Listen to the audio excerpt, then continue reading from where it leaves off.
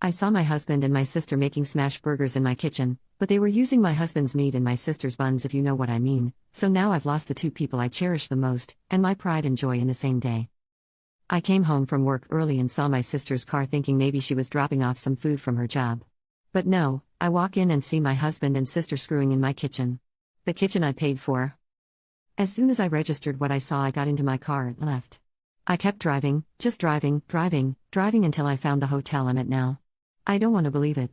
I don't know what to do. My sister, my only family, and my best friend, the one who's supposed to be there for me and support me. My husband, my person, my other half, the one who's supposed to love and respect me. The two most important people in my life have ruined everything. I've blocked them both on my phone. I don't want to hear any of the stupid excuses they'll come up. I don't want to confront this. I want to go back to this morning when everything was fine. Update 1. Sorry for not replying to comments and not updating, things have been hectic. I didn't think I needed to explicitly say this, but they were having intimacy in the kitchen. I admit mentioning that I paid for the kitchen was odd and kinda funny. But anyone that knows me knows that the kitchen is my pride and joy, so yes, when I saw my sister and husband smashing in my kitchen, it stuck with me. And yes, they did see me. When I got to the hotel, I cried for a few hours, and then I just wanted to tell someone, anyone. The two people I would talk to when something happened in my life were the two I needed to talk about, and it was 11-something in the evening, so I wasn't going to disrupt my friends' evenings and burden them. So instead I came to Reddit thinking not many would see it. The response I received was overwhelming. I want to say thank you to everyone who sent me kind words and advice. Thank you so much for all the virtual hugs. I know I only commented once, it's because I had so much to think about and do. I appreciate all the love and support. There was so much amazing advice given in the comments, although a lot of it was American-based. I still appreciate it. But one thing I did see a lot was to unblock them and keep the texts and calls as evidence, so I did do that. After posting in another good cry, I knew that I had to get myself together. I didn't have my sister or any family to help, so I had to do it myself. I started researching what my next steps were. In the morning, my friend called me saying my sister contacted her wondering if I had been in contact with her. I told her what happened, and she very kindly offered her spare room and her day off work to help me sort stuff out. I called in sick at my job and my friend helped get things done.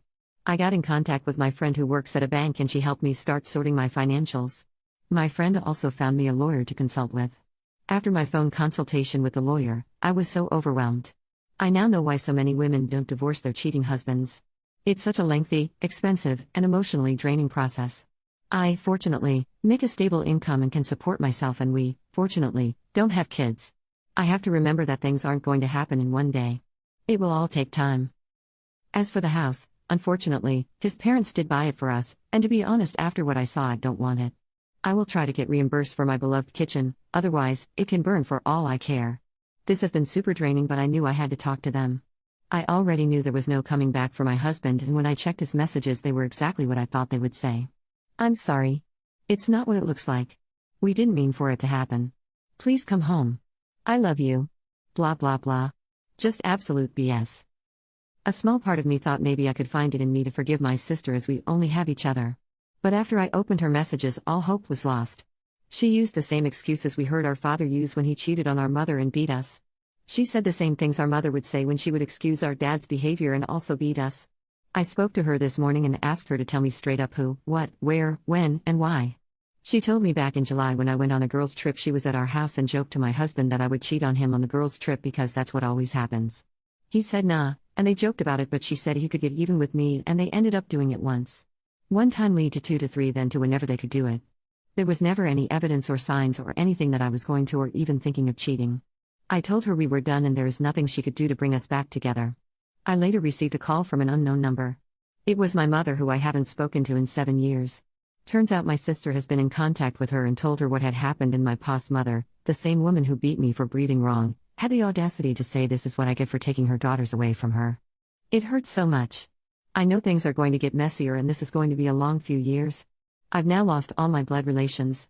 I need to get all my stuff and find a new place. I want to show them that I can and I will thrive without them. Again, thank you all from the bottom of my heart for all the love and advice. All the people in the comments that could relate to me, I'm so sorry. Update 2. I actually forgot about this account until recently, and when I logged back and I saw so many people still commenting, messaging me and checking up on me. To those people, thank you for your kindness.